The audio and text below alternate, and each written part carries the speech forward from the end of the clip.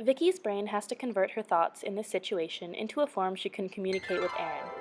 Other than her piercing look and audible scoff, she chooses to communicate her annoyance through speech or spoken language. I can't believe this girl bumped into me, you know what? She doesn't even know what kind of day I had. It was really bad. That thing hurt. You know what? The things I'm going to say to this girl. Sound is the foundation of speech. So, what is sound? A sound is a disturbance in a medium such as air, water, and solid. When we hear a sound, we are registering the disturbances in pressure in air through sound waves. There are two types of waves, transverse and longitudinal. Sound waves are longitudinal waves. This means that they travel through space in a slinky-like motion. Taking a closer look at the slinky, you can see how air mass is affected with sound's interference. The gathered areas demonstrate increased density through compression, while the loosened areas demonstrate decreased density in the air through rarefaction. Just as the individual rings of the slinky oscillate back and forth in the same general area, air particles do not actually travel the length of the wave.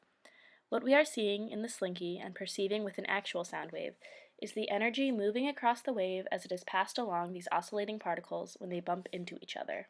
Sound itself is made up of many traits. These traits each have connecting perceptual responses. Frequency is the number of cycles per second with our perception being pitch sensation. Intonation is a change in pitch during an utterance. Intensity deals with the magnitude of sound expressed in decibel units. Loudness, therefore, is the perceptual response we have to the increased or decreased sensation of amplitude. Finally, jitter deals with the vibrations of the sound waves that create a more humanistic quality of voice. Using an example sentence, the traits can each be observed more easily.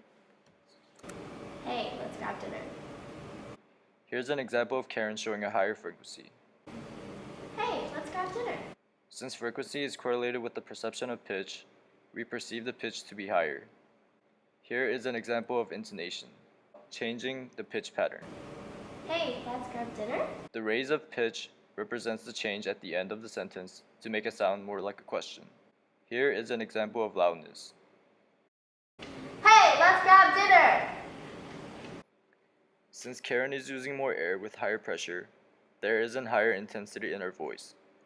As intensity rises, so does the loudness because it is our subjective perception of intensity.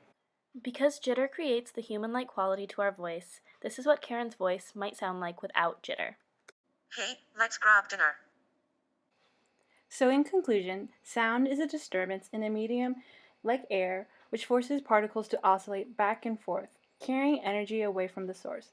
Sound has different traits that distinguish different sounds from each other.